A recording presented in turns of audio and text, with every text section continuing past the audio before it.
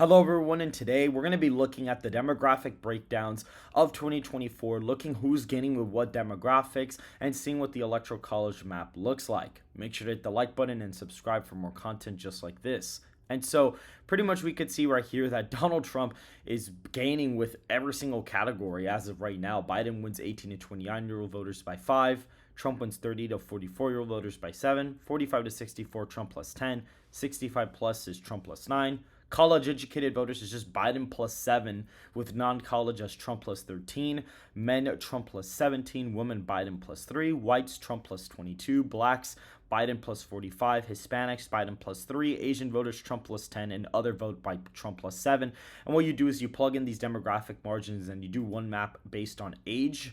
You do one map based on education, one based on gender, and then you do one based on race, and that gives you an average result here. And we're going to be filling out the electoral college map based on those margins. Again, this is not an official prediction for my model, but is merely looking at the 538 model and what my personal predictions would be for each of these categories and what they show on the electoral map.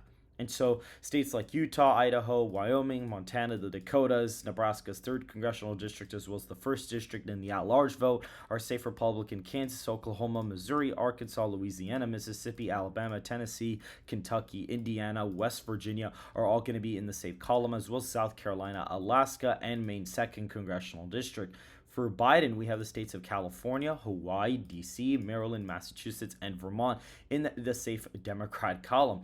Now, what's quite interesting is a state like California is actually only a 16-point win according to this model. We see it right there, only 16 points for President Biden in this scenario. That's over a 10-point shift towards Donald Trump in this scenario. We also see the state of Hawaii is only a 16-point victory for Biden in this scenario as well. I do have this a lot closer than most people do, and including this model, as well. I have it as only like an 8 or 9 point win for Biden, actually, but that is just where the demographics end up in this model right now. Even states like Maryland are only 20-point victories for Biden when he ended up winning this by way more.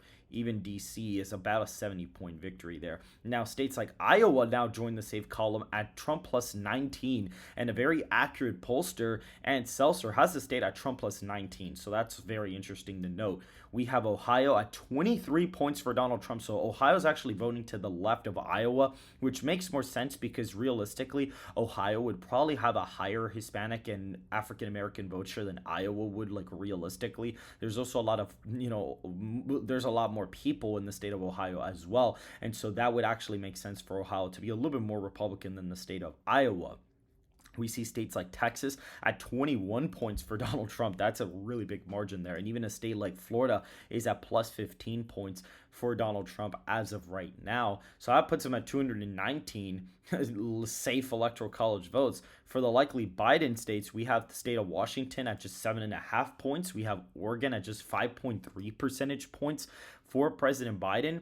We have Illinois, which is not even likely. We'll actually get to that one. Connecticut is at 8.4 percentage points for Biden. We have the state of Rhode Island at 7.4 percentage points for President Biden. We have the state of Delaware at just 7 points. That's a huge decrease from the 20-point victory that he was able to get in the last election. And so that puts Biden in a really bad spot at just 120 likely electoral votes. And the state of New York is 11-point victory for Biden. That is like a 12-point shift to the right. So that is not looking good for him at all. And all these other states are basically even closer than that. The state of Georgia is at 13 points for Donald Trump here. State of North Carolina is a 19-point victory.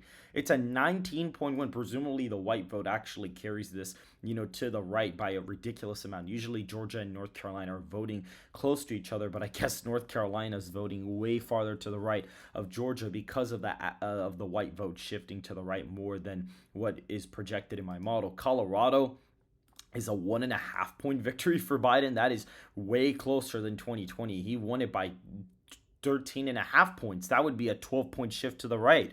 A state like Nevada, an 8.9 percentage point victory for Donald Trump. The state of Arizona, 11.7%.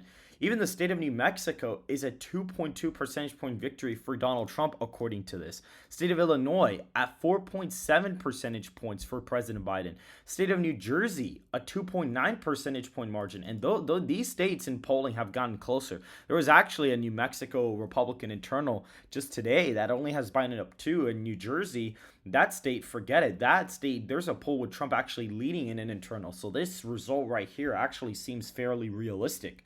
The state of Virginia is a 2.5 point victory for Donald Trump, according to this. Nebraska second is a likely Republican district, and Maine at large would be flipping to Donald Trump very narrowly here. New Hampshire is like a little bit over a point. We can actually see it here. It's actually 3.1 percentage points for Donald Trump. And we see in the Rust Belt, Wisconsin at 11.1 percentage points, Pennsylvania at 9.2%, and Michigan at 9.3. Michigan's actually voting to the right of Pennsylvania ever so slightly because of the fact that Donald Trump has gained with African Americans by a pretty decent amount. And since the white vote's also shifting with that, it's going to boost the support in the state of Michigan. And Wisconsin's all the way at 11 points. And Minnesota is actually a 4-point victory for Donald Trump. So if you break down all of my personal demographic margins and you map them out on the Electoral College, Donald Trump is winning 347 Electoral College votes to Biden's 191 Electoral College votes. You see the economy is really affecting people, inflation, the southern border crisis that's affecting almost basically every state, but it's also affecting major city areas that tend to house a lot of Hispanics and a lot of African Americans. Those demographics have been pushing, to the right, and a lot of disaffected voters with Biden on issues like abortion, Israel, Hamas are pushing college-educated voters towards Trump. We see non-college, that support's going to go through the roof for Donald Trump as well. White voters are going to shift to the right, but not as much as Hispanics and African Americans are.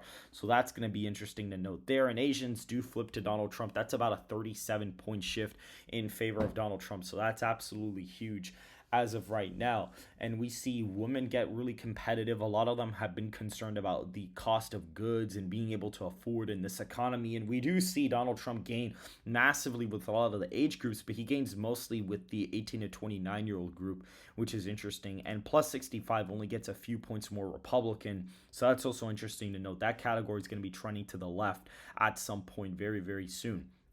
And so that is basically it for this video, guys. Donald Trump is ahead 347 Electoral College votes to Biden's 191 when you map out all of the demographic margins. If you guys did enjoy this video, please make sure to hit the like button and subscribe to the channel down below. And make sure to follow the Twitter and join the Discord server in the description down below. And I will see you guys in the next video.